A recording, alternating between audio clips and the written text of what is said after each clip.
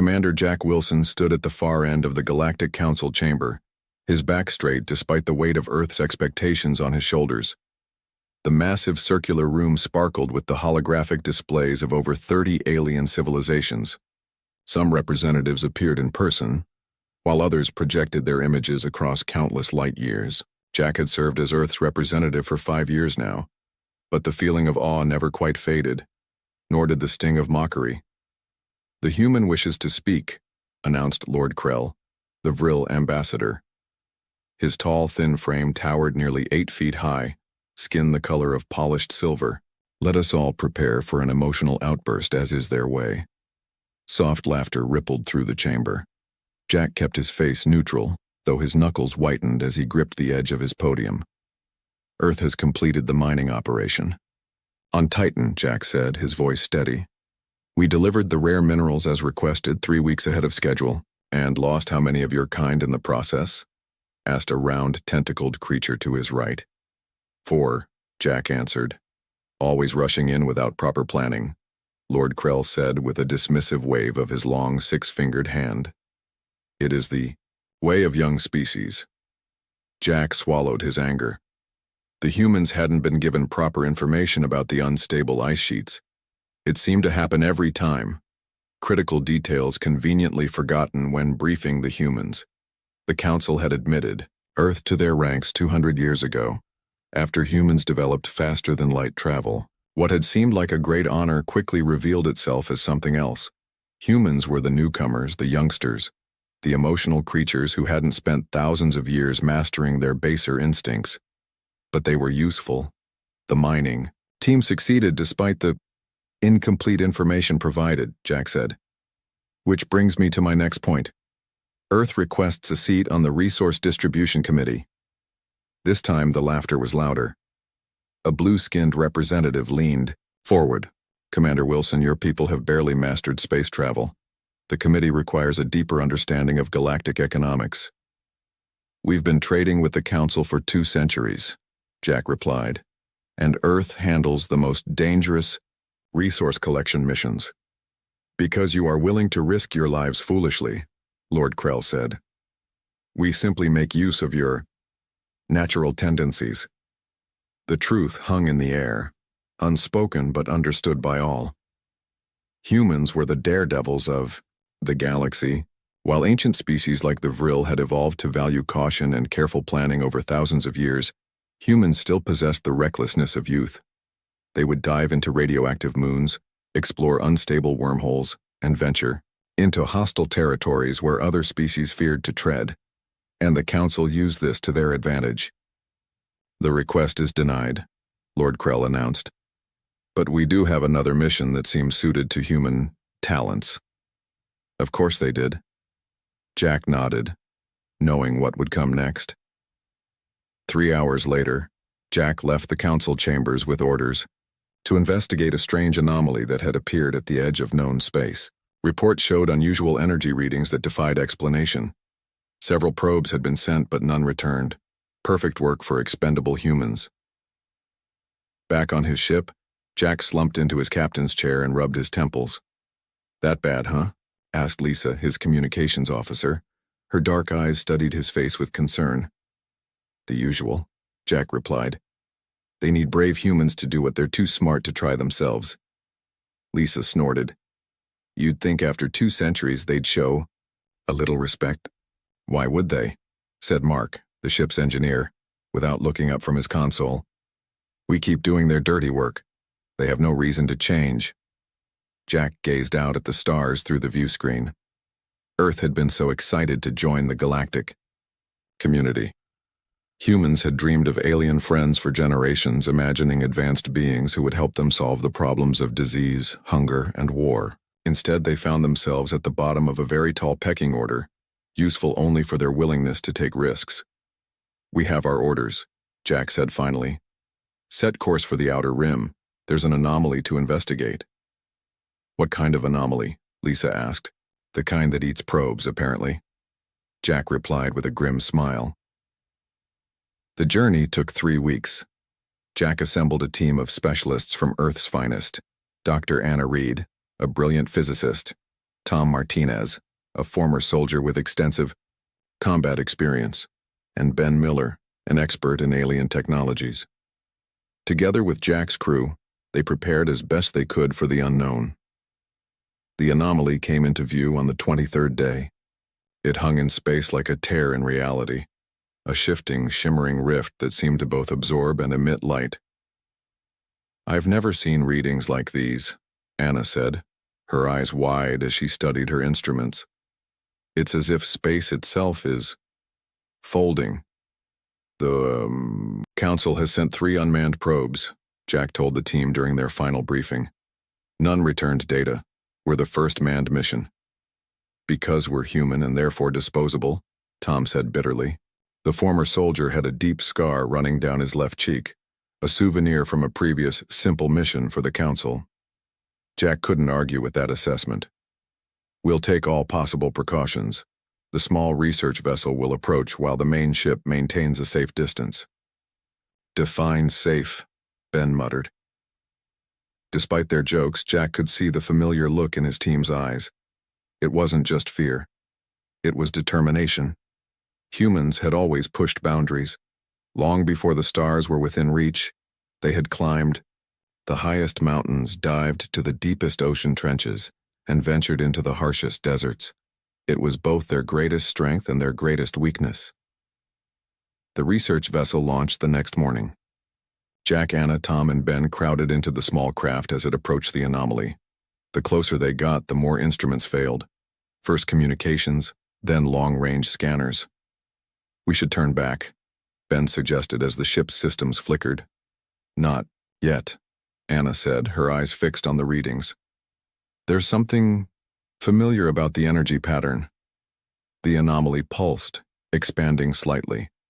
A wave of energy washed over their ship, shutting down all systems momentarily before they hummed back to life. "What was that?" Jack demanded. Anna's face had gone pale. "It scanned us. It's intelligent." Before anyone could respond, a beam of light shot from the anomaly, enveloping their small vessel.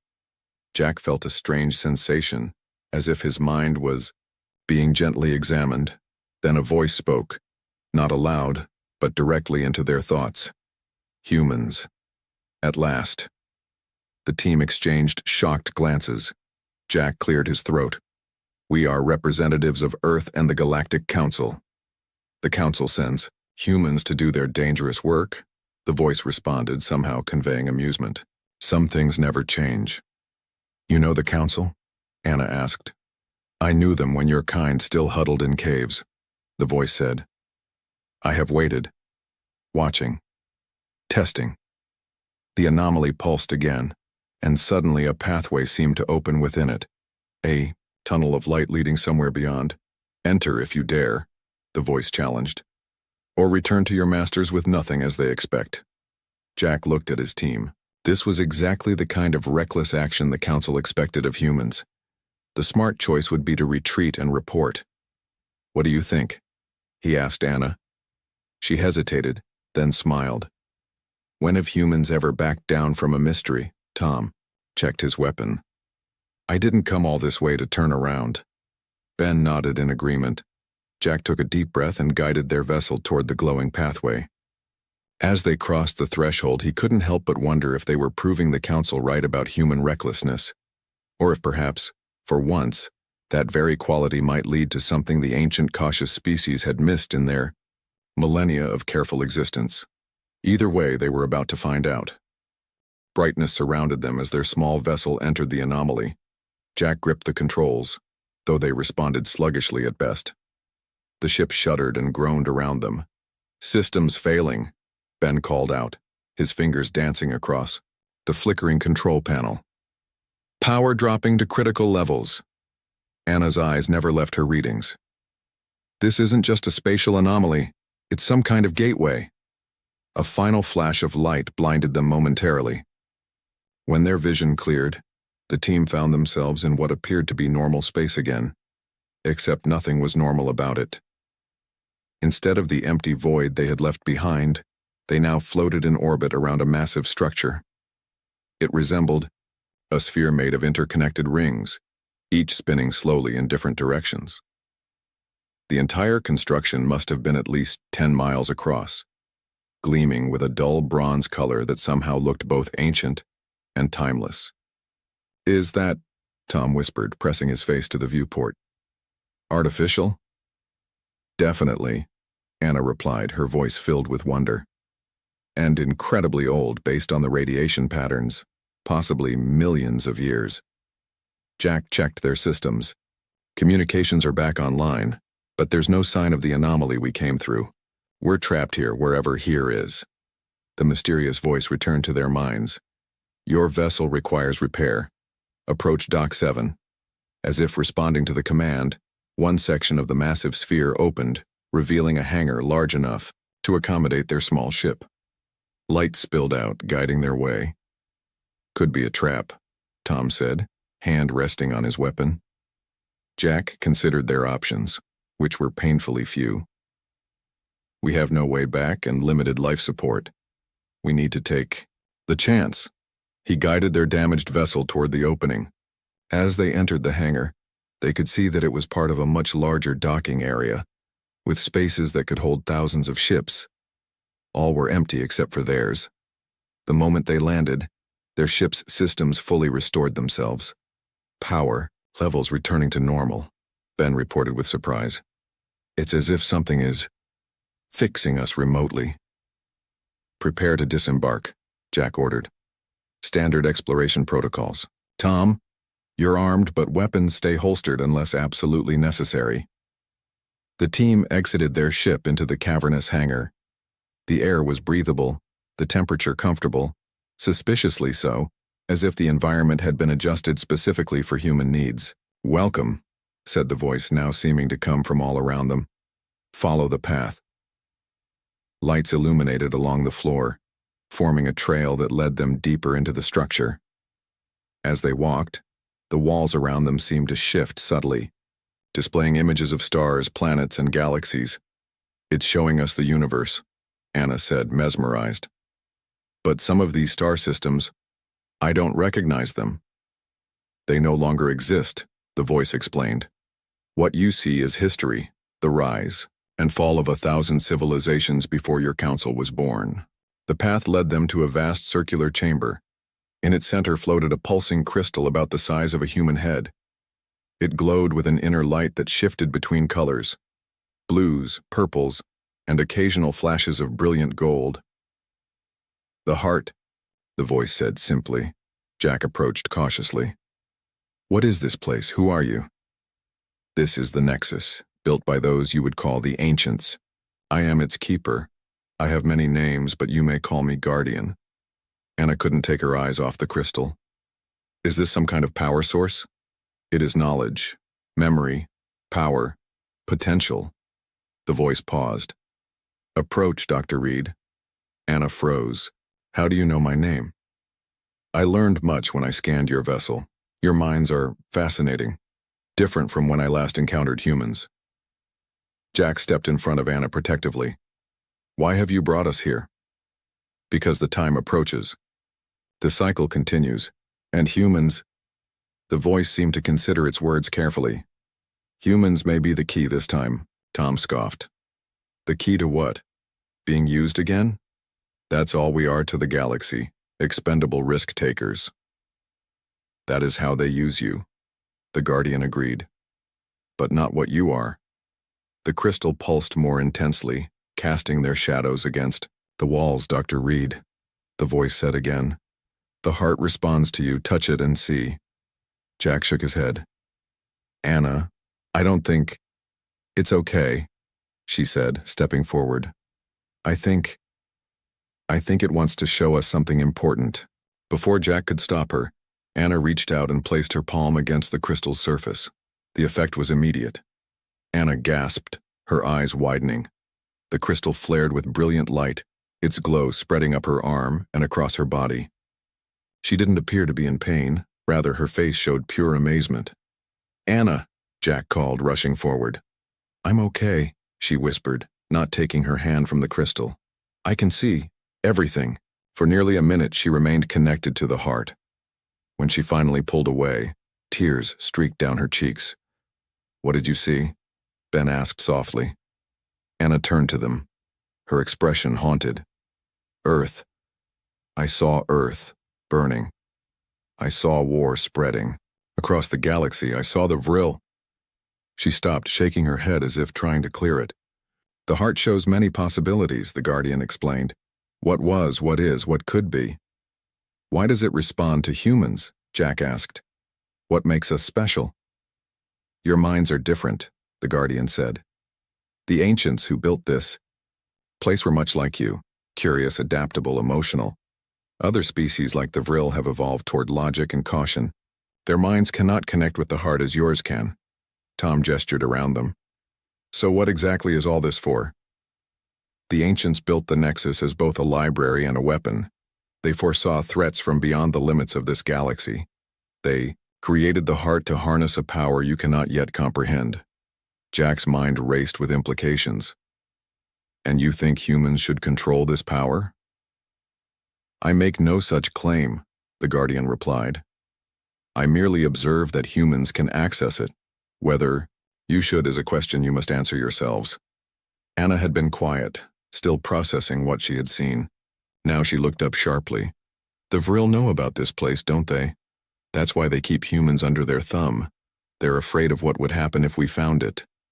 "The Vril have searched for the Nexus for millennia," the Guardian confirmed. "They discovered fragments of knowledge about its existence but could never locate it or activate its systems. They recognized the potential danger if humans ever mastered the heart's power." "And now we have," Tom said with a grim smile. "No," Anna countered quickly. "What I saw, the destruction, the war, it happens because we try to use this as a weapon. We need to be careful." Jack studied the crystal. "Can we bring this knowledge back to Earth? Share it with our people?" "The heart cannot leave the Nexus," the Guardian said. "But Dr. Reed now carries echoes of its knowledge. What she chooses to share is her decision." A sudden alarm blared through the chamber. The lights around them shifted to red. "We have visitors," the Guardian announced. "The anomaly has reopened." Jack's communications device crackled to life. Lisa's voice came through, tense and urgent. "Commander? A Vril battleship just appeared through the rift. They're demanding to know what we've found. Lord Krell himself is leading them." The team exchanged alarmed looks. "How did they find us so quickly?" Ben asked. Anna's face darkened with understanding. "They were watching. They've been watching all along, waiting for humans to do what they couldn't, locate the Nexus." "What now?" Tom asked, hand moving to his weapon. Jack made a quick decision. "We need to return to our ship. Guardian, will you close the anomaly after we leave? Keep this place hidden?" "I cannot," the voice replied. "The pathway is open, but I can give you time to escape." The ground beneath them trembled slightly. "Go," the Guardian urged. "Return to your people. Prepare them. The knowledge Dr. Reed carries may be the only hope when the true threat arrives." "What threat?" Jack demanded. "What's coming?" But the Guardian's presence seemed to fade. The path they had followed earlier re-illuminated, leading back to their ship. With no choice, they ran. As they reached their vessel, they could hear the distant sound of another ship docking. The Vril had arrived. "Everyone aboard now," Jack ordered, rushing to the controls. They departed the hangar just as the first Vril soldiers appeared. Their ship shot back toward the anomaly, the massive Vril battleship turning to pursue them. "What do we do with what we've learned?" Anna asked quietly as stars streaked past. Jack's expression was grim. "First, we survive long enough to get home. Then we decide whether to use this knowledge or hide it forever." Behind them, the Nexus grew smaller, its bronze surface gleaming against the darkness of space. The prize both humans and Vril had unknowingly sought for centuries had finally been found, and nothing would ever be the same again. Part 3, The Breaking Point. "Incoming fire," Lisa shouted as the ship rocked violently. The Vril battleship had launched its first volley, the energy beams narrowly missing their smaller vessel. "Evasive maneuvers," Jack ordered, gripping his command chair as the ship lurched. Ben, can you give us more speed? Ben's fingers flew across the engine controls. I'm pushing her to maximum, but that battleship is catching up. The anomaly loomed ahead of them, a shimmering tear in space that represented their only escape. Out. Behind them, the massive Vril ship closed the distance with alarming speed. They're hailing us, Lisa reported. Jack nodded. Put it through. Lord Krell's silver face appeared on the view screen, his normally composed features twisted with rage. Commander Wilson, you will surrender your vessel immediately. You have trespassed on an ancient site of immense importance. Trespassed? Jack laughed without humor. You sent us to investigate this anomaly. Not to enter it, Krell snapped. Return Dr. Reed to us, and the rest of your crew may live. Jack's blood ran cold. They knew about Anna's connection to the heart already. Someone had been feeding them information. How did you? We have been monitoring this sector for centuries, Krell interrupted. Your primitive ship systems are easily accessed. Now surrender, or be destroyed. Jack cut the transmission and turned to Anna. They know about you, about what you experienced. Anna's face had gone pale. The heart showed me something else I didn't mention. The Vril don't just want to study the Nexus, they want to use it as a weapon against other species they consider threats, including humans. We can discuss this after we escape, Tom said urgently. We're about to have bigger problems. The ship shuddered as another blast struck closer. Warning lights flashed across the control panel. Shield generators failing, Ben reported grimly. Jack made a quick decision. Everyone strap in, we're going to try something reckless. Now you're talking like a human, Tom said with a grim smile. Jack took manual control of the ship and cut their engines completely. The sudden loss of thrust caused their vessel to drop below the plane of pursuit. As the confused Vril ship overshot their position, Jack fired the engines at full power, shooting their vessel directly toward the anomaly. They're turning around, Lisa warned.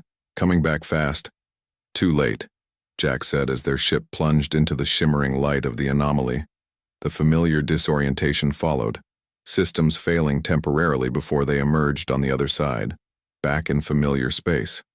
The Vril battleship appeared moments later, still in pursuit. Send an emergency transmission to Earth, Jack ordered. Include everything we've learned about the Nexus. Encrypt it with my personal code. Lisa nodded, quickly composing the message. Sent. But it will take hours to reach Earth from this distance. We need to buy time, Jack said, studying the star chart. There's an asteroid field in the Ceres system. We might lose them there. For the next 6 hours, they led the Vril ship on a desperate chase through space. Their smaller vessel had the advantage of maneuverability, but they couldn't outrun the battleship forever. Every system was pushed to its limit, and the strain was beginning to show. We can't keep this up much longer, Ben warned, his face streaked with sweat as he worked to keep the engines from overheating. That's when they received the message from Earth. Commander Wilson, said Admiral Grant, his weathered face appearing on the view screen. Your message has caused quite a stir. An emergency council meeting has been called. Return to Earth immediately. We'll send an escort to your coordinates. Admiral, we have a Vril battleship in pursuit, Jack explained quickly. Lord Krell himself is commanding it. The Admiral's expression darkened. I'm dispatching 3 heavy cruisers to your location. Hold on, Commander.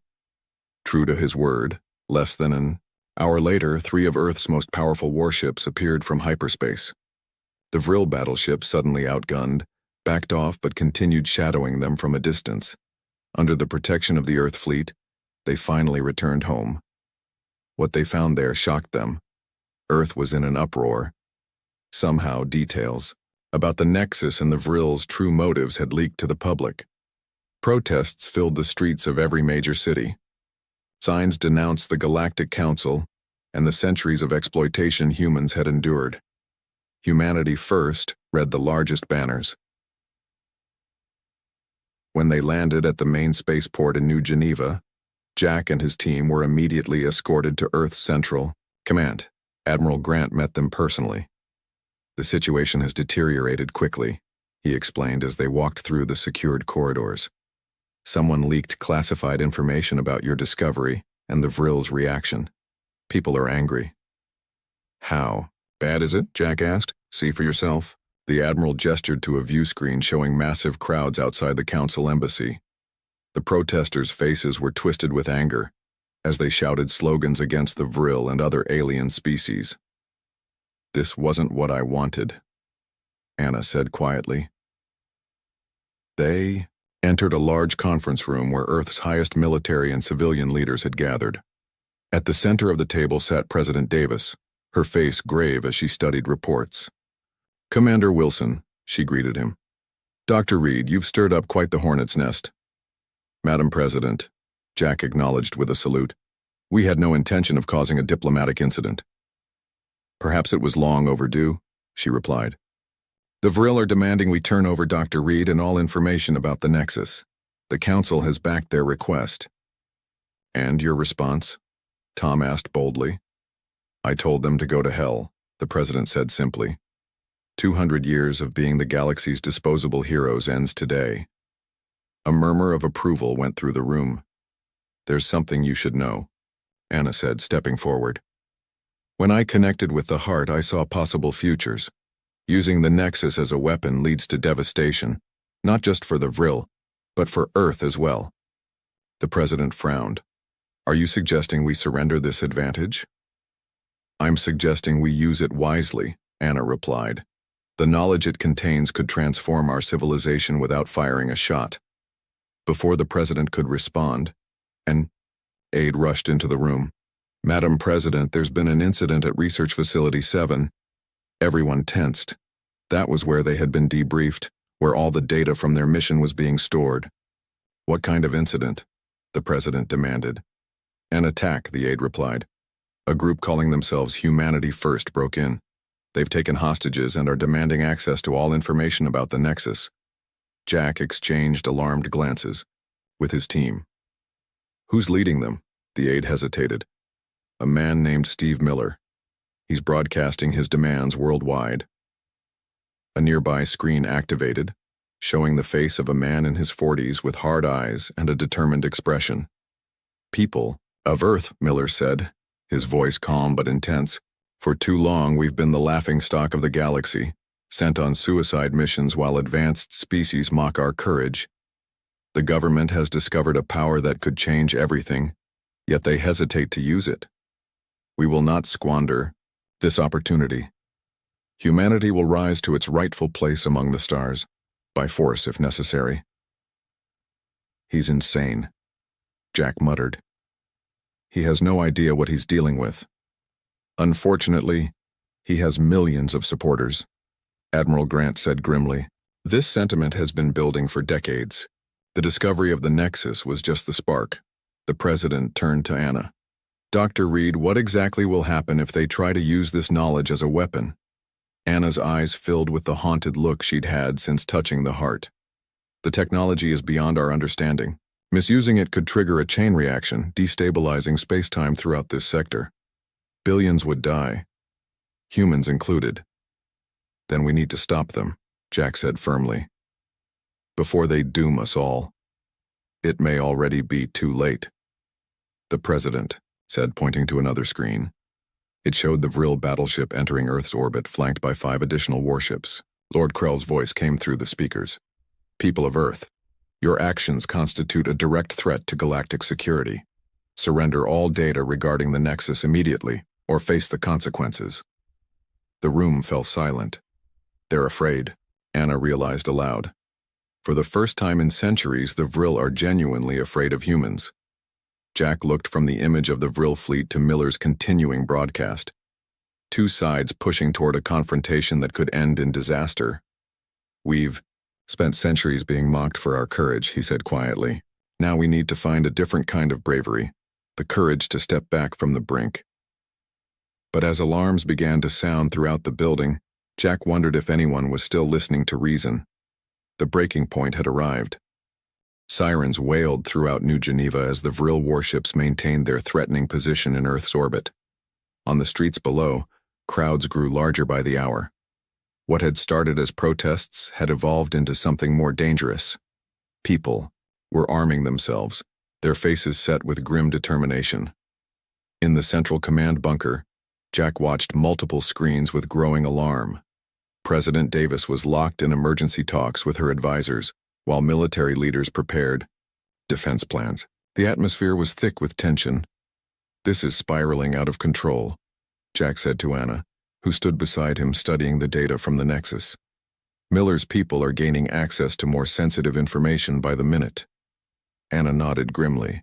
"And they don't understand what they're dealing with. Look at this." She pointed to her screen where Miller's followers had begun analyzing fragments of the Nexus data. "They're interpreting the heart's energy signature as a weapon's blueprint." Tom approached, his expression serious.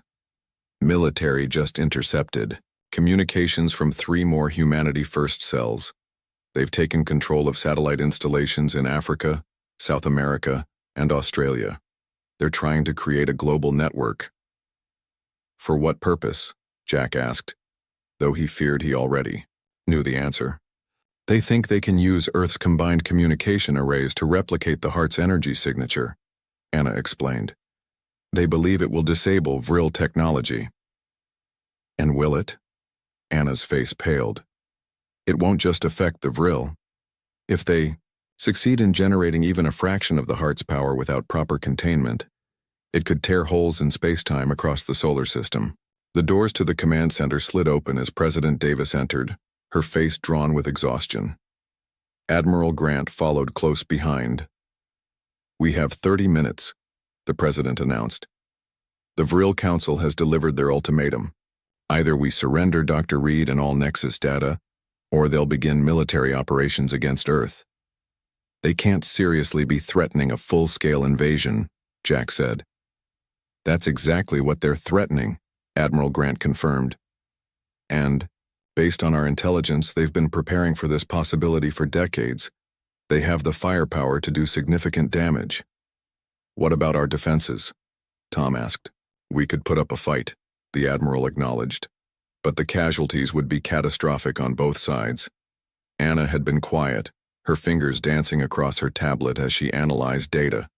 Now she looked up, her eyes filled with sudden urgency.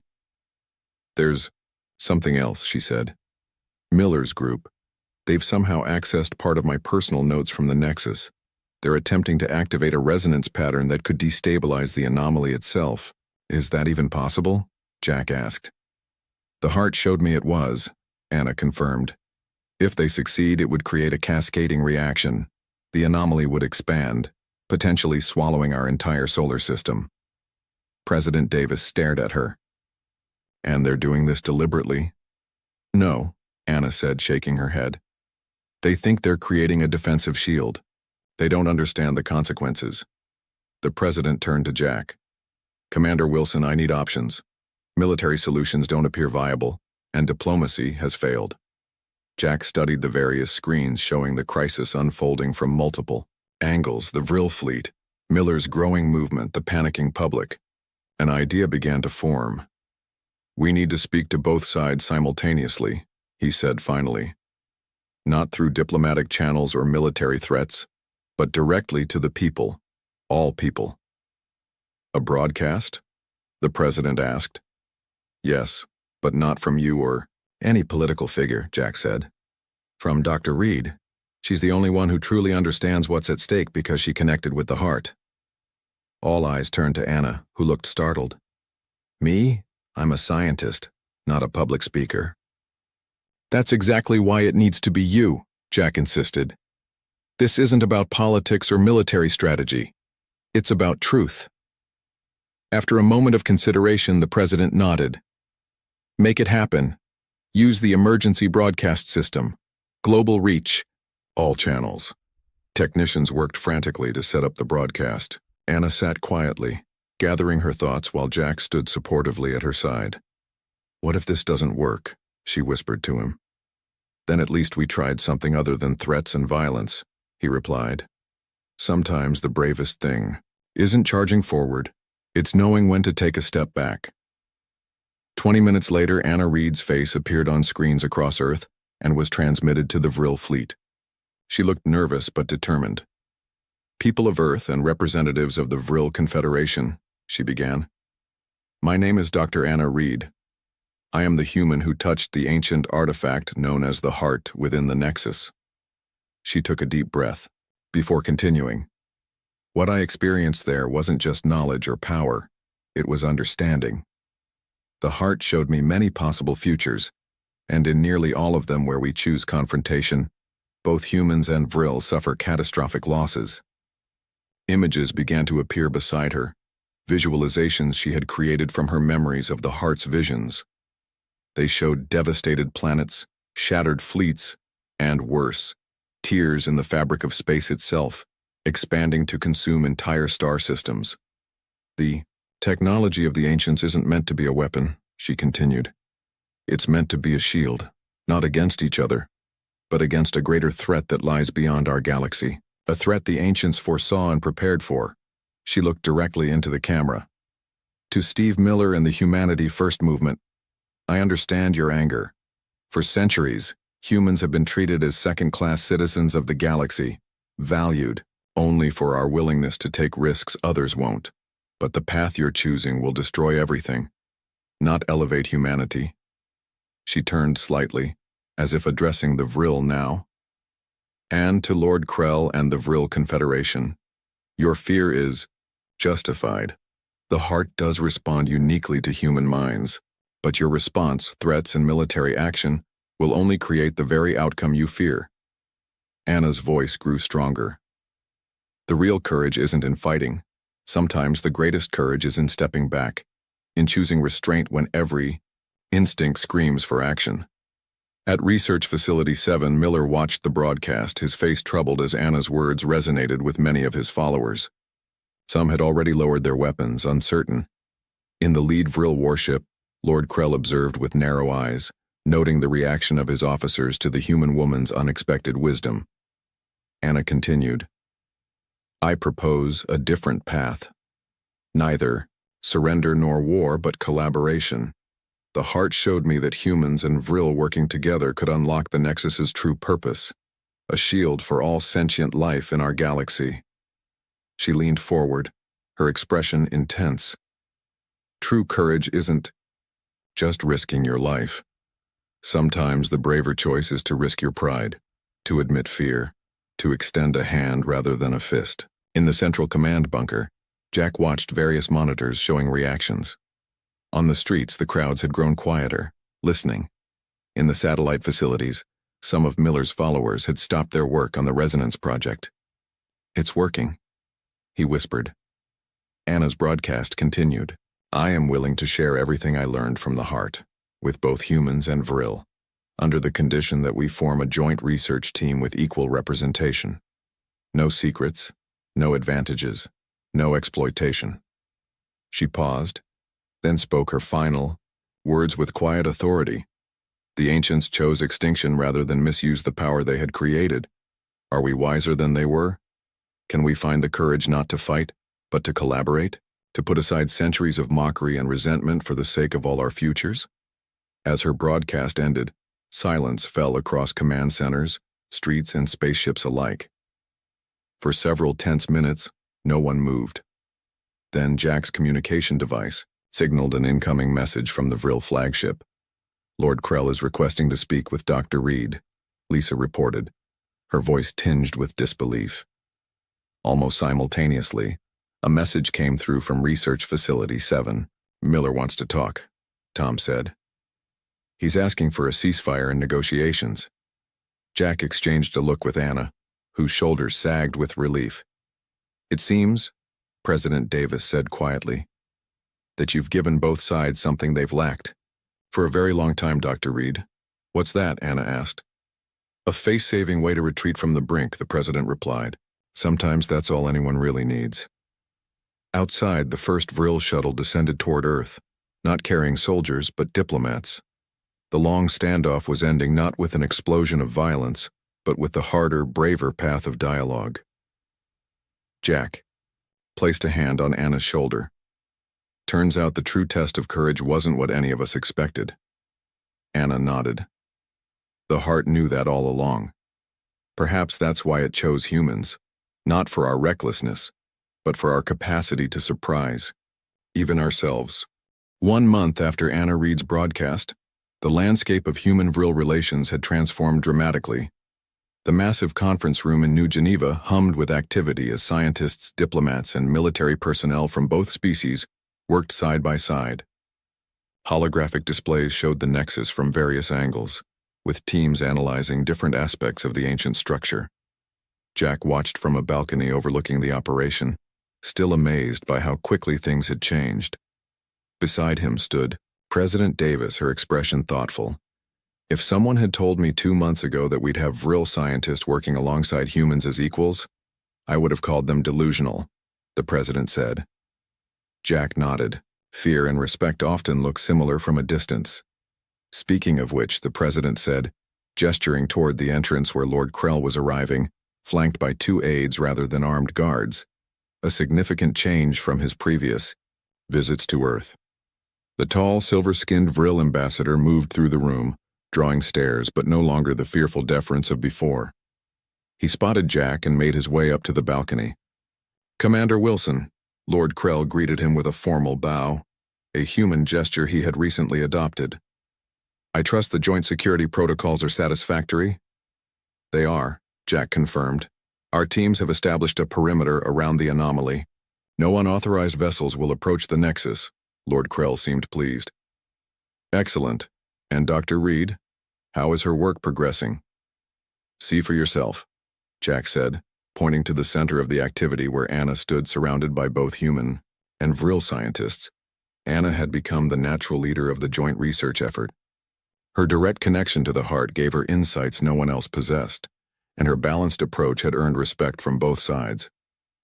Currently, she was explaining a complex energy pattern displayed on a large holographic projection. The heart isn't just a repository of knowledge, Anna was saying. It's a key to understanding the very fabric of space-time. The ancients discovered that reality is far more malleable than we realized.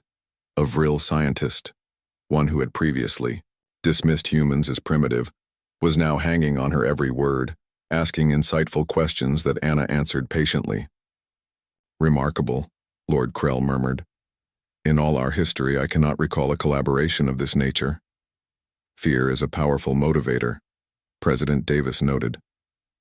Lord Krell's expression changed subtly, the Vril equivalent of a wry smile. Indeed. Though I would suggest that the prospect of mutual destruction was not the only factor. Jack raised an eyebrow. Oh? Dr. Reid's approach was unexpected, Lord Krell admitted. For millennia, the Vril have valued caution above all else. We observed how humans would rush headlong into danger, and we deemed this reckless, primitive. He paused, watching Anna guide her team through a complex simulation. We failed to recognize that there are different forms of courage, he continued. The courage to fight, yes, but also the courage to extend trust, to collaborate rather than dominate, to admit error. President Davis seemed surprised by this philosophical turn. That's quite an evolution in thinking, Lord Krell. Evolution is necessary for survival, the Vril replied simply. Static species do not endure. Their conversation was interrupted as Tom Martinez approached, tablet in hand.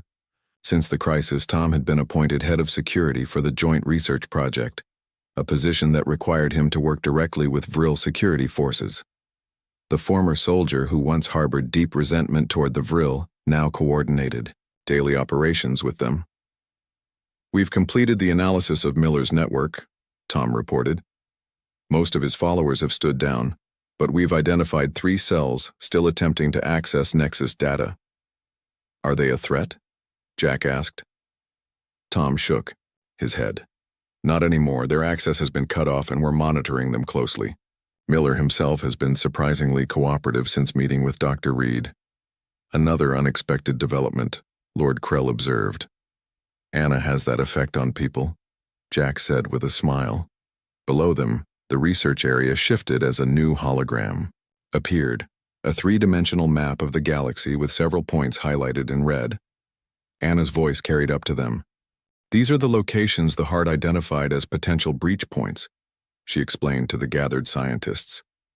The ancients detected something they called the encroachment, a force or entity from outside our reality that periodically attempts to enter our universe.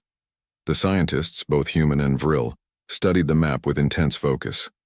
The nexus was created not as a weapon against other species, Anna continued, but as a detection and defense system against this external threat. The heart responds to human neural patterns because our brains are structurally similar to those of the ancients, which explains why the vril could never activate it, a human scientist remarked.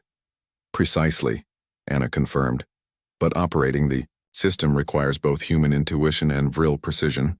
Neither species could do it alone. Jack turned to Lord Krell.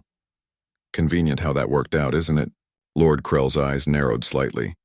You suggest this was planned? That our species were meant to collaborate? The ancients were advanced beyond our comprehension, Jack said with a shrug. Maybe they foresaw not just the external threat, but the internal conflicts as well. President Davis checked her watch. The council representatives will be arriving soon. Are we prepared for the presentation? Anna has been rehearsing for days, Jack confirmed. This will change everything. 2 hours later, the full Galactic Council had assembled in New Geneva's Grand Assembly, the first time the entire council had ever convened on Earth. Representatives from 32 spacefaring civilizations watched as Anna Reed took the central podium, flanked by Jack and Lord Krell in a powerful symbol of human-vril cooperation. Distinguished representatives, Anna began, her voice steady despite the momentous occasion. Today marks not just a new chapter in relations between humans and the vril, but a turning point for our entire galaxy. The holographic displays activated, showing the nexus and the mysterious red points scattered throughout the galaxy map. What I am about to share comes directly from the ancient repository known as the Heart, Anna continued. For millions of years, our galaxy has been protected by a network of defenses established by a civilization that predates all of ours. They faced a threat from beyond the boundaries of our reality, a threat that returns in cycles spanning thousands of years. Murmurs spread through the assembly as the implications sank in. According to the Heart's calculations, Anna said, her voice growing more solemn, the next incursion is due within the next century. The chamber fell silent. The good news, she continued, is that the ancients left us the tools to detect and defend against this threat. The Nexus is one of several such installations scattered throughout the galaxy. Together they form a shield, but only if activated properly. She gestured to Lord Krell. The vril have contributed their unparalleled precision and technological expertise. Then to Jack. Humans have provided the necessary neural compatibility and adaptive thinking. Neither could have succeeded alone. Anna stepped back, allowing Lord Krell to address the council.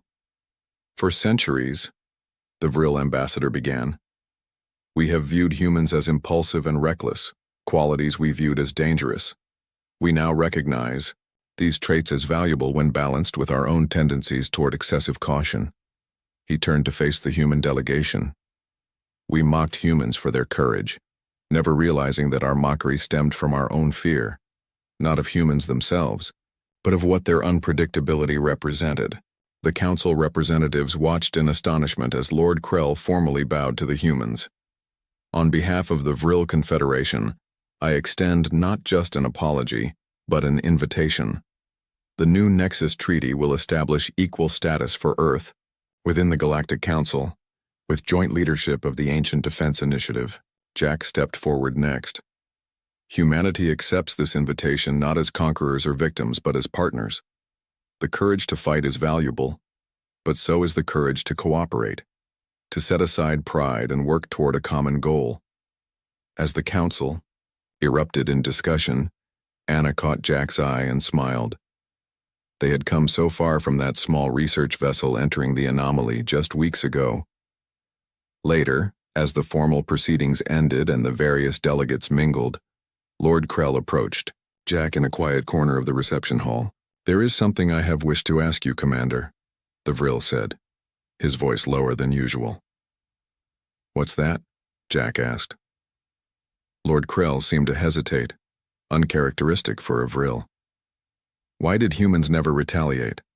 For centuries we treated your kind as inferiors, used you for dangerous missions, mocked your nature. Yet when you finally discovered power that could have given you dominance, you chose partnership instead. Jack considered the question carefully. I think because deep down we always knew something you're only just learning. And what is that? That true strength isn't found in domination, Jack said.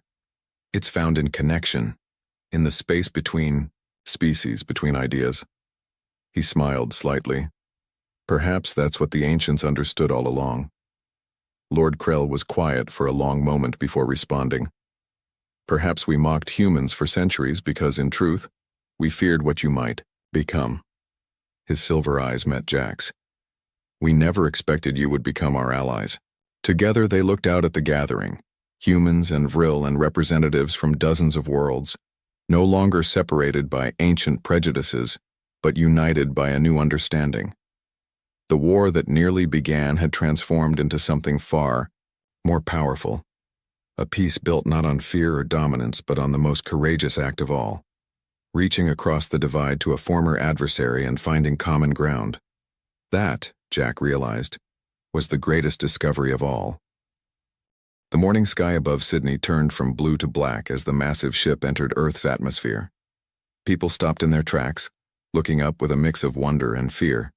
Some took pictures with their phones, others ran for cover, but most just stared, not knowing what to make of the giant metal object that now blocked the sun. In his office at the Galactic Relations Bureau, Tom Reed watched the screens showing the alien ship. He sighed and rubbed his tired eyes. This was the third such arrival this month, and it wouldn't be the last.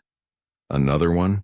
Asked Mark, his assistant, placing a cup of coffee on Tom's desk. Yes, the racks.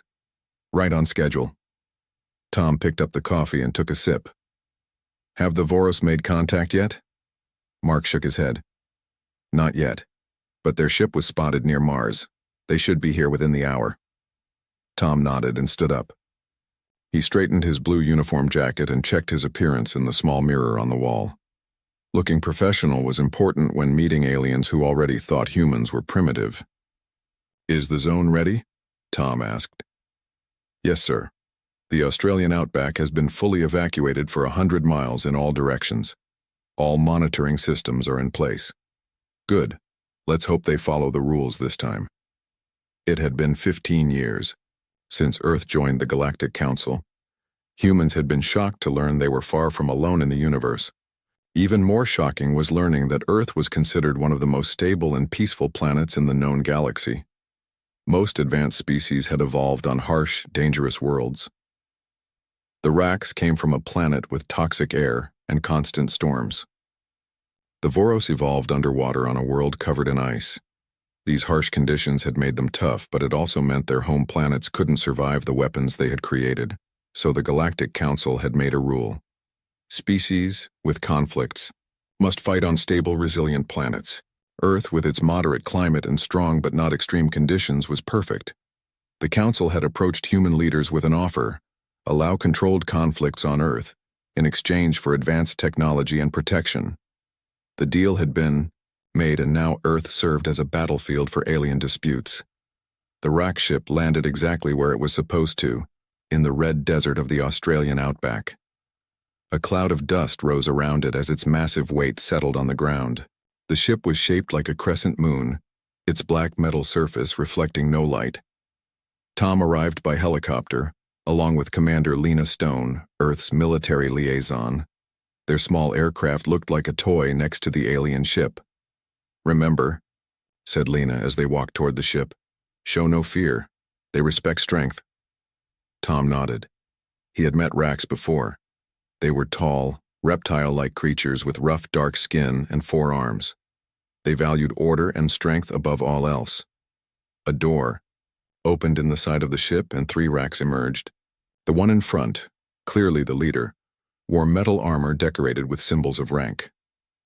I am Admiral Drav of the Rack Dominion, the alien said, its voice deep and rumbling. We come to settle our dispute with the Voros as permitted by Treaty 459 of the Galactic Council. Tom stepped forward. "Welcome, Admiral Drav. I am Tom Reed, Earth's diplomatic representative. This is Commander Lena Stone, our military liaison. We have prepared the zone according to the treaty specifications." Drav looked down at Tom, its yellow eyes narrowing. "Your species continues to surprise me, human. Most would tremble at hosting a battle between advanced civilizations." "We honor our agreements," Tom replied simply. Drav made a sound that might have been a laugh. "So you say, the Voros arrive soon?" "Within the hour. We'll escort you to the command center where you can prepare." The Voro ship arrived as predicted. Unlike the dark crescent-shaped rock vessel, the Voro ship was sleek and silver, with blue lights pulsing along its hull. It hovered above the ground rather than landing, a display of their advanced gravity technology. The Voros themselves were much different from the Raks. They were shorter than humans, with pale blue skin and large dark eyes. They moved with a fluid grace that made them appear to be gliding rather than walking. Their leader introduced himself as Moro, chief strategist of the Voro Collective. His voice was soft, but carried an undercurrent of danger. "Earth continues to provide excellent service to the galaxy," Moro said, smiling at Tom. "Such a peaceful world. It must be boring for your kind." Tom kept his face neutral. "We find plenty to keep us occupied." Moro's smile widened. "I'm sure you do. Now, shall we discuss the terms of engagement? I assume the local population has been moved to safety?" "The zone is clear for 100 miles, Lena said firmly. "All monitoring systems are active. Any violation of the boundary will result in immediate reporting to the Galactic Council." Of course," Moro said, waving a four-fingered hand. "We would never endanger innocent lives. This is between us and the Raks." Tom didn't believe him for a second. In the command center, a reinforced bunker at the edge of the battle zone, Tom watched as both alien forces prepared for combat. On the screens he could see massive war machines being unloaded from both ships. The Rak weapons were bulky and powerful, while the Voro technology was sleek and precise. "Those cannons could level a city," Lena said, pointing to a particularly large Rak weapon. "And those Voro drones could wipe out all life in a 10-mile radius with their chemical weapons," Tom added. "This is why they can't fight on their homeworlds. The damage would be too great." An aide rushed into the room. "Sir, we're picking up unusual readings from both camps. They seem to be scanning beyond the battle zone." Tom and Lena exchanged worried glances. "Keep monitoring," Tom ordered, "and alert all human forces to stand by. I don't trust either of them to stick to the agreement." As night fell over the Australian desert, lights from the alien camps illuminated the darkness. Tomorrow, the battle would begin. But Tom couldn't shake the feeling that both sides had more planned than a simple skirmish. He looked at a map of Earth on the wall, the battle zone marked in red. So many alien conflicts had been fought here now, and Earth had always recovered. The aliens thought Earth was simple and resilient but unimportant. They were wrong about that last part. And if they broke the rules of engagement, they would learn just how wrong they were. Tom picked up a secure phone and dialed a number few people knew existed. "This is Reed," he said when someone answered. "Activate Protocol Sentinel. I think our guests might be planning to overstay their welcome." On the screens behind him, the alien war machines continued to deploy, unaware that Earth had surprises of its own.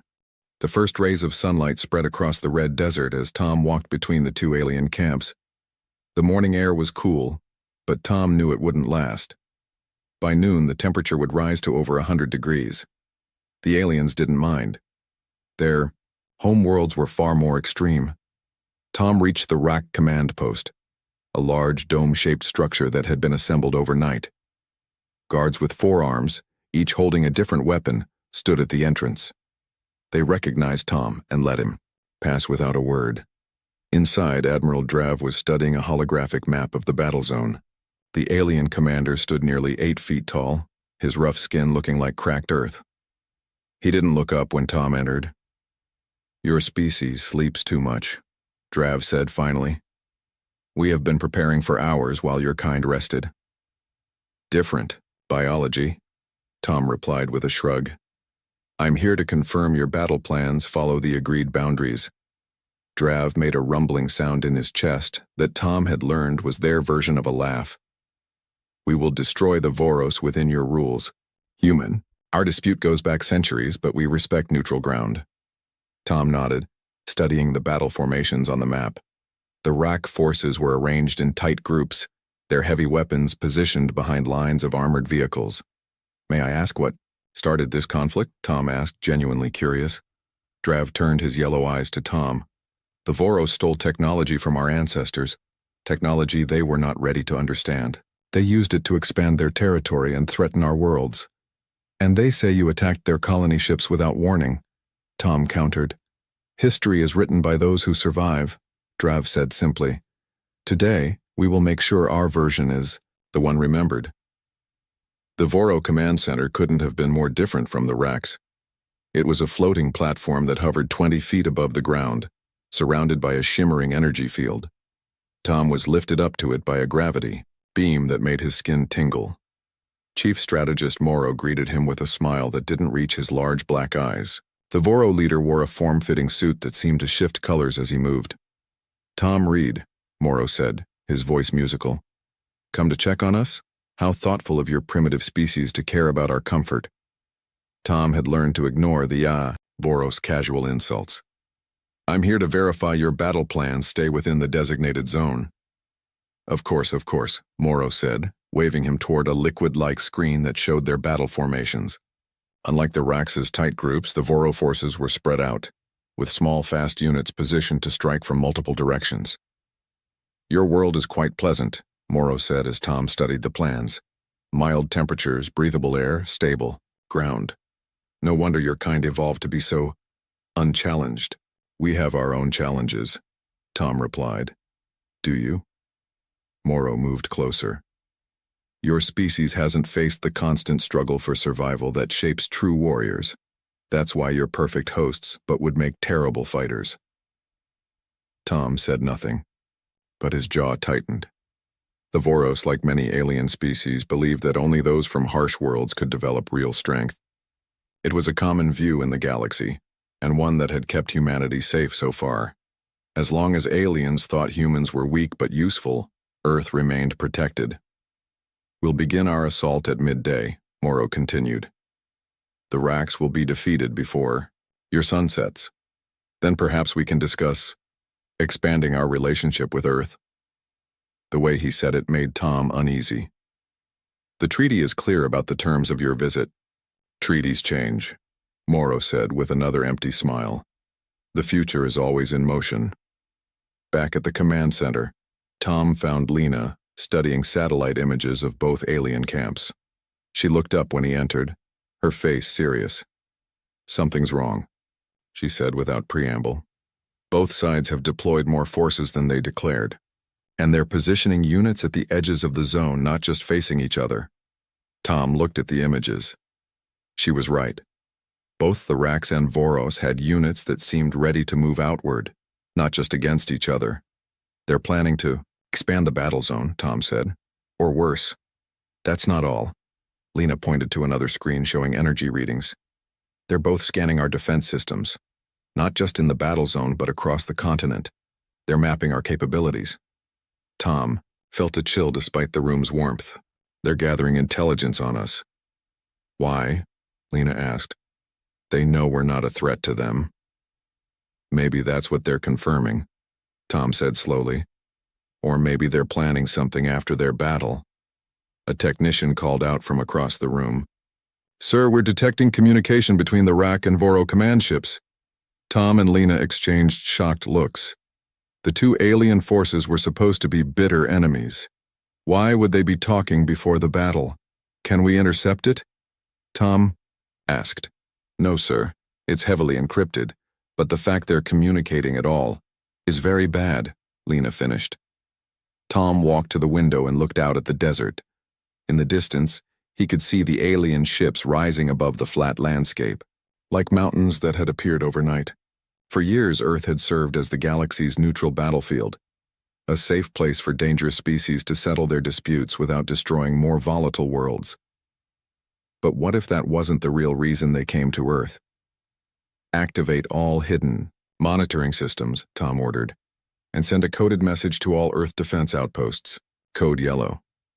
You think they're working together? Lena asked quietly. I think we need to be ready if they are, Tom replied. He picked up a secure phone. I'm going to contact the Galactic Council representative. We need witnesses if they violate the treaty. As Tom dialed, the first explosions rumbled across the desert. The battle had begun early.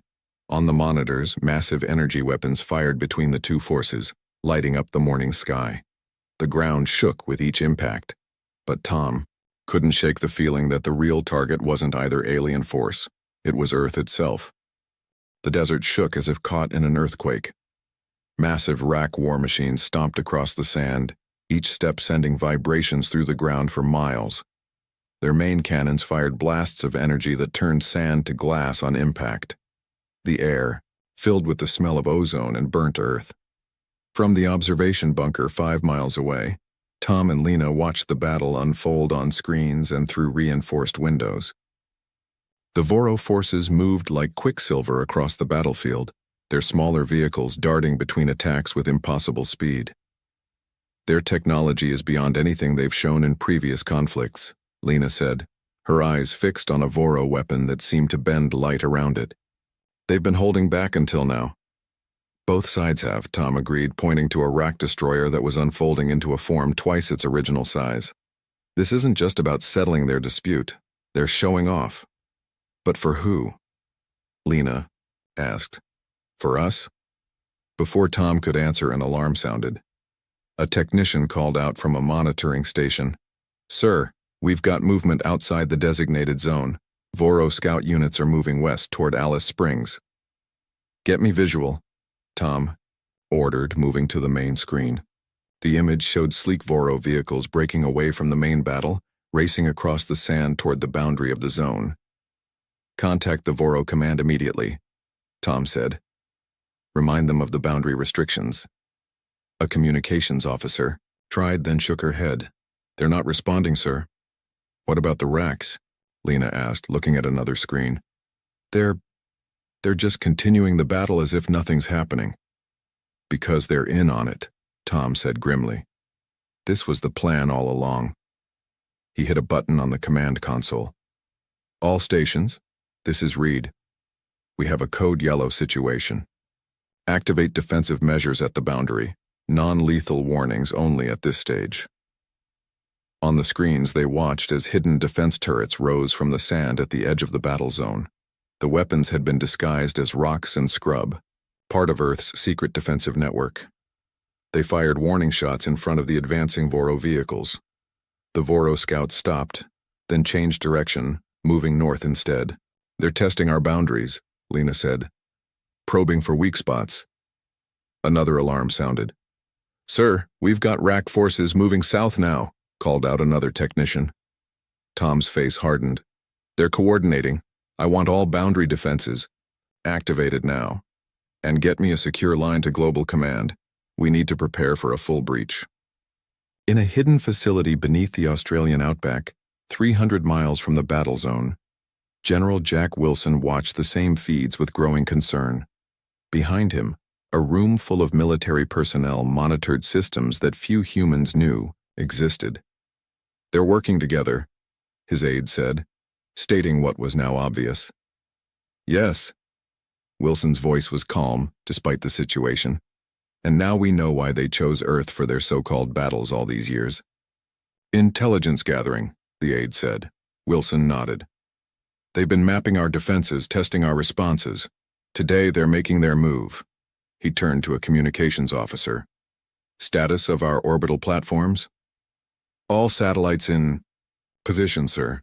Defense grid at full capacity. And the special projects? Project Mirage is ready. Project Thunderbird is on standby. Wilson nodded. Inform all allied nations. It's time to reveal what Earth can really do. Back at the observation bunker, Tom received the call he'd been dreading. Reed, he answered, his voice tense. This is Global Command, came the response. Your assessment was correct.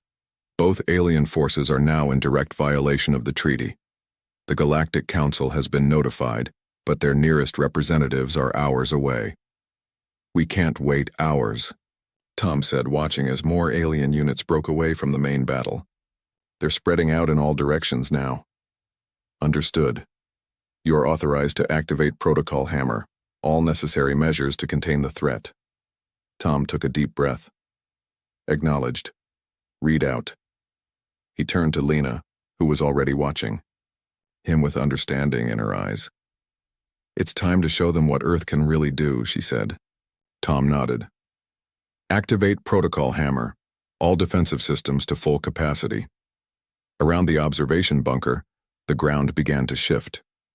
What had appeared to be natural formations, hills, rock outcroppings, even small mesas, started to change.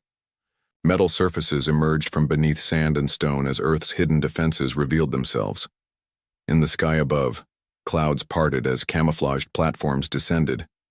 They had been there all along, invisible to alien sensors thanks to technology humans had developed in secret. On the battlefield, both RAC and Voro forces paused as they detected the sudden appearance of hundreds of weapons systems surrounding the battle zone. Open a channel to both command ships, Tom ordered. Let's see if they want to talk now. Admiral Drav's face appeared on the main screen, his yellow eyes narrowed in surprise. Beside him, a separate window showed Chief Strategist Morrow, for once without his smug smile. This is Tom Reed of Earth Defense, Tom said, his voice firm. Your forces have violated the terms of the treaty. You have exactly 1 minute to recall all units to the designated zone, or we will take action. What is this? Drav demanded. Your world is unsuited for defense. Your species evolved on a gentle planet. That's what we wanted you to believe, Tom replied. Earth isn't a death world like your home planets, it's true. But that doesn't mean we can't defend it.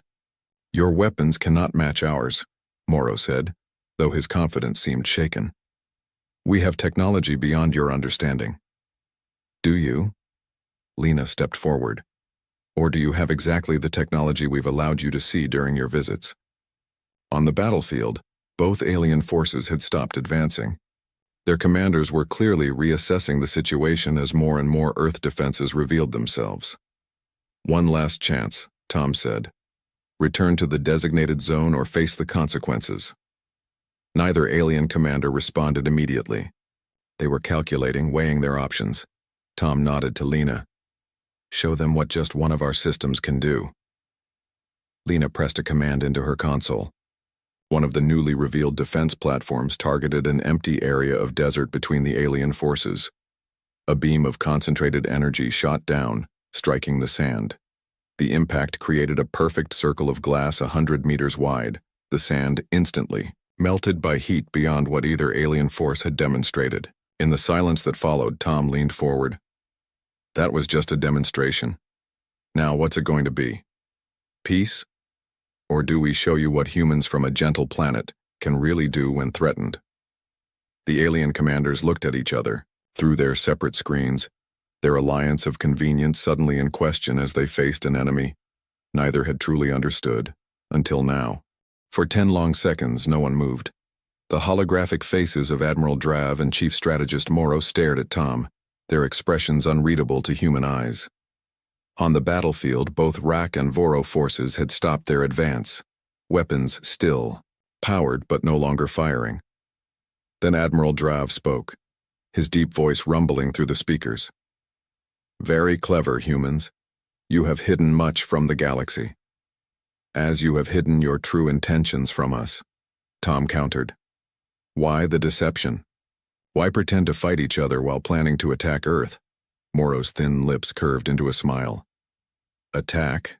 No. Think of it more as claiming what we need. And what would that be? Lena asked.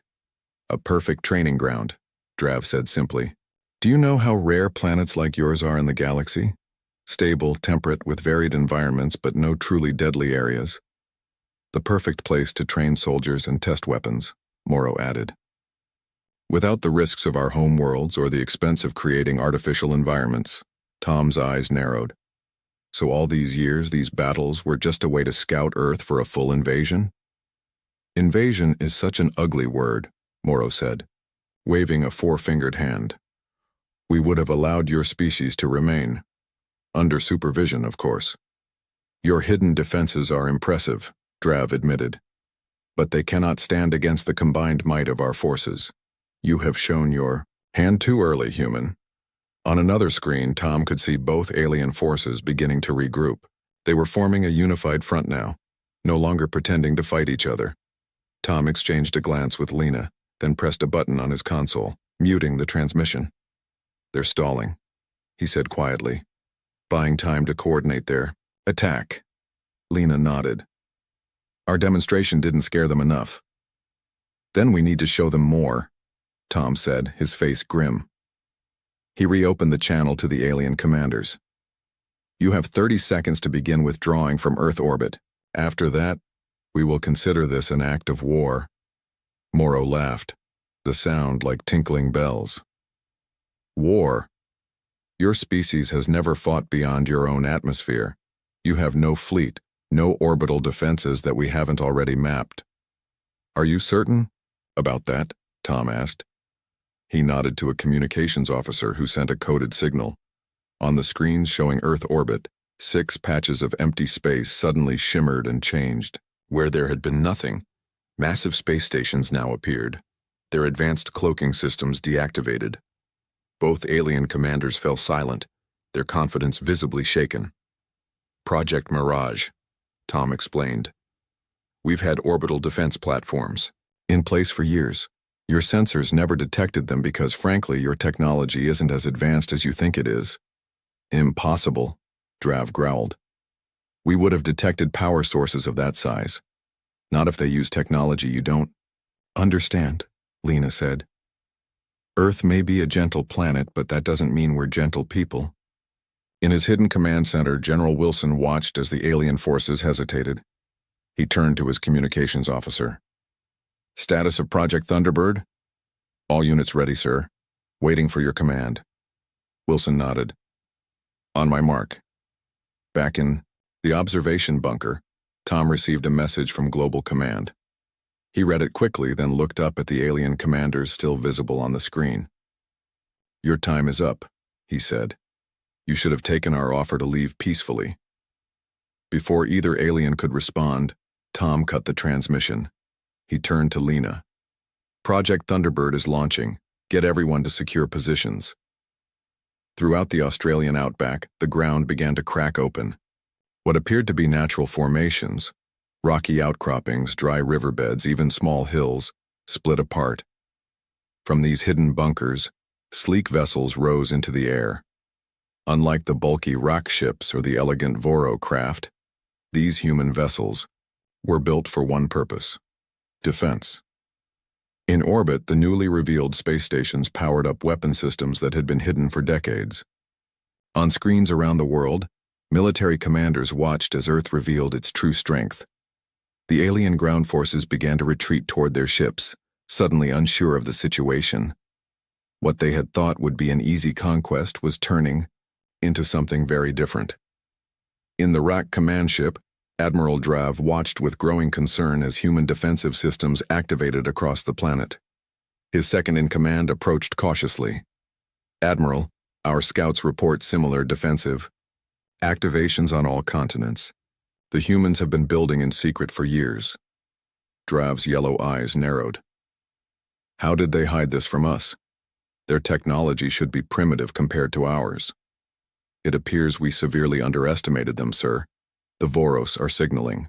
They suggest a temporary retreat to regroup, Drav growled in frustration. To retreat is to admit weakness, but to stay... He looked at the screens, showing more and more human vessels rising into the air. To stay may be suicide. In the Voro command ship, Morrow was having a similar conversation. How did they deceive our sensors? He demanded of his science officer. Unknown, Commander. Their technology appears to use principles we haven't encountered before. It's not more advanced than ours exactly. Just different. Morrow's large eyes blinked rapidly as he processed this information. Different because they evolved on a different type of world, We assumed their gentle planet made them weak, but perhaps it just made them creative. The racks are signaling for a coordinated retreat, his communications officer reported. Morrow stared at the screens showing human forces gathering. Tell them we agree. We need time to analyze this new information. Tom watched as both alien fleets began to pull back. Their ground forces were boarding their transports, retreating from the battlefield they had tried to expand. They're running, Lena said with a hint of surprise. For now, Tom cautioned. They're regrouping, not surrendering. This isn't over. A call came through from General Wilson. Reed, good work. The immediate threat is contained. Both fleets appear to be withdrawing to lunar orbit. They'll be back, Tom said, once they analyze our capabilities and find weaknesses. Let them try, Wilson replied. Project Phoenix is already being activated. By the time they return, they'll find Earth has changed once again. Tom ended the call and looked out at the desert battlefield. The alien ships were lifting off, leaving behind scorched earth and glassed sand.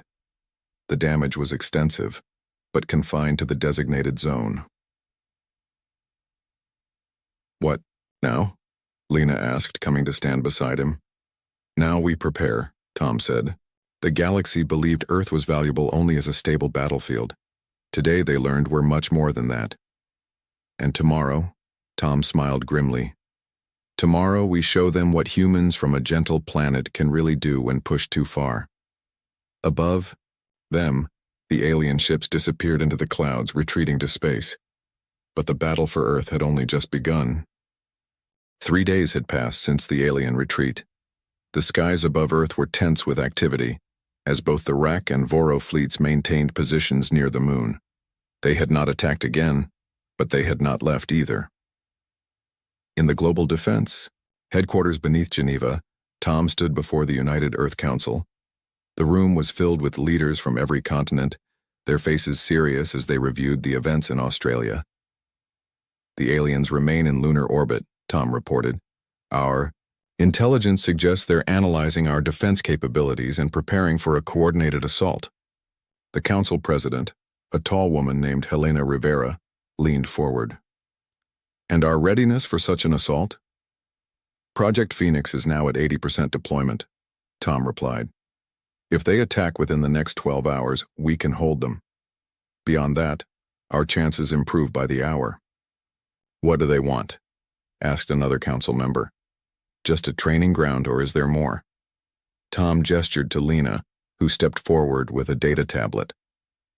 Commander Stone has been analyzing communications we've intercepted between the two fleets. Lena activated a holographic display showing translation algorithms working on alien language patterns. They want Earth, but not just as a training ground. They see our planet as the perfect foundation for what they call a galactic nexus, essentially a central hub for multiple species. Our location in the galaxy is ideal, Tom added, and our stable environment makes it cheap to build here compared to their harsh homeworlds. They've been planning this for years, using the battle agreements to scout our defenses while appearing to follow Galactic Council rules. The room fell silent as the implications sank in. Finally, President Rivera spoke again. The Galactic Council representatives arrive tomorrow. What do we tell them? Tom's expression hardened. The truth, that 2 of their most powerful members conspired to steal a sovereign world, and that Earth is prepared to defend itself by any means necessary. In orbit around the moon, the massive Rack flagship held a tense meeting. Admiral Drav faced a holographic projection of Morrow, their former pretense of enmity, now fully abandoned. Their defenses are formidable, Drav admitted, his voice rumbling with frustration. More advanced than we anticipated. But not insurmountable, Morrow countered. Our combined fleets still outgun them. The question is what they're hiding that we haven't seen yet.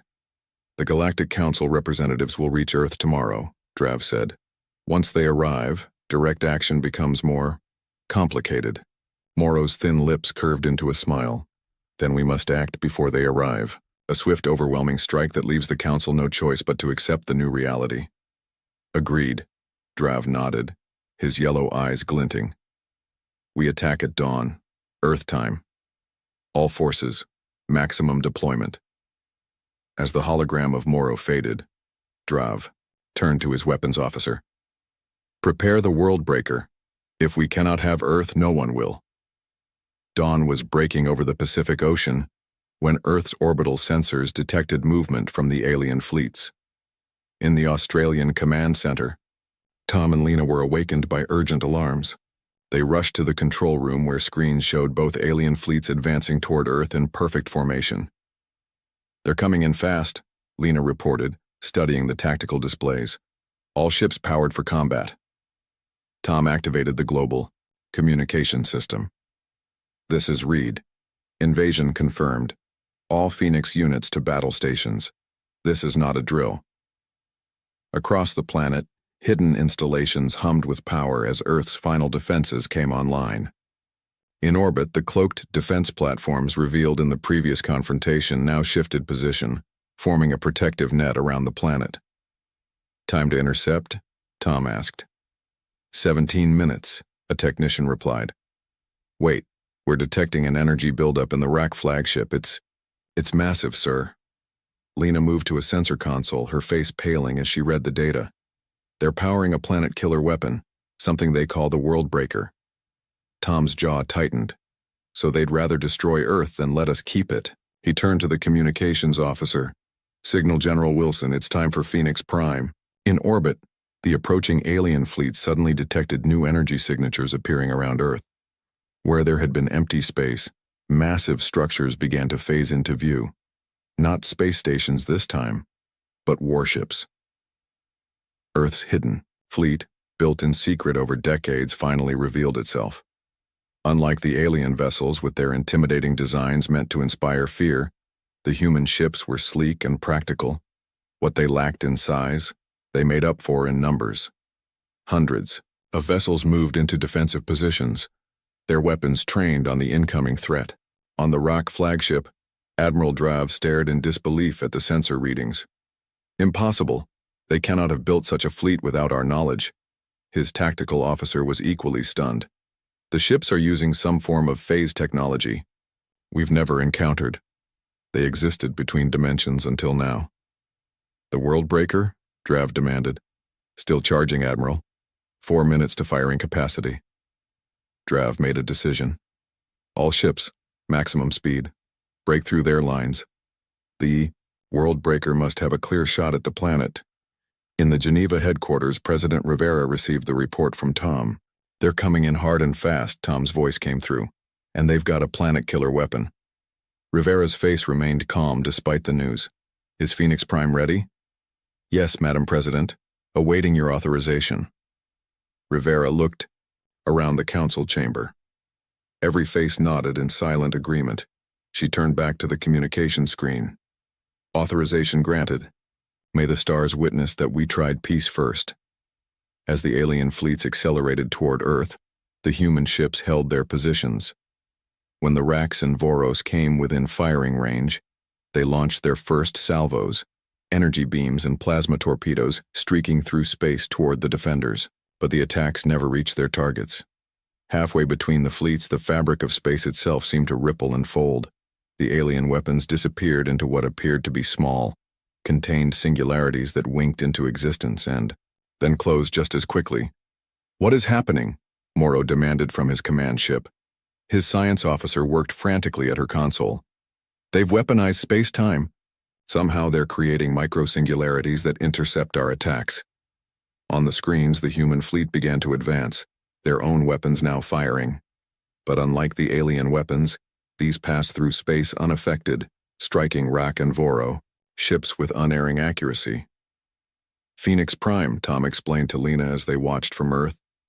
The one advantage of evolving on a gentle planet, we had to become more creative with our science. We don't just use energy as a weapon, we use the fabric of reality itself. The alien fleets began to scatter as more and more of their ships took damage. The carefully coordinated assault was falling apart in the face of technology they had never imagined possible. On the RAC flagship, Admiral Drav made his final play. The World Breaker is charged, fire now. The massive weapon at the heart of Hio, his ship glowed with terrible power. then released a beam of energy so concentrated it appeared solid. It streaked toward Earth, a weapon designed to crack a planet's crust. But as the beam approached Earth's atmosphere, it met the final layer of human defense. Every Phoenix ship turned its weapons toward the beam, not firing at it but around it. Space twisted and warped as hundreds of micro-singularities formed around the Worldbreaker's attack, bending its path. The beam curved away from Earth, redirected back toward the alien fleets. It struck the moon instead, carving a new crater into its surface but causing no devastation to the planet it had targeted. In the silence that followed, Tom opened a channel to both alien commanders. "This is Earth defense. Your attack has failed. Your planet killer has failed. You have one chance to surrender before we show you what our weapons can really do." On the screens, the alien fleets had stopped advancing. Several ships were already retreating, their captains making individual decisions as the coordinated attack collapsed. Admiral Drav's face appeared on the communication screen, his expression one of grudging respect. "It seems we have much to learn about planets that aren't death worlds, human. Perhaps gentle worlds create the most dangerous warriors after all." "Not warriors," Tom corrected him. "Survivors. We protect what's ours." As the alien fleets began their retreat, a new ship appeared at the edge of the solar system. The Galactic Council representatives had arrived just in time to witness humanity's stand. Earth was no death world. But today, the galaxy learned that this made humans more dangerous, not less. In the gentle cradle of their temperate world, they had developed science that worked with the fabric of reality instead of just harnessing energy. The Earth would remain free, and the next time alien ships arrived in orbit, they would come in peace or not at all.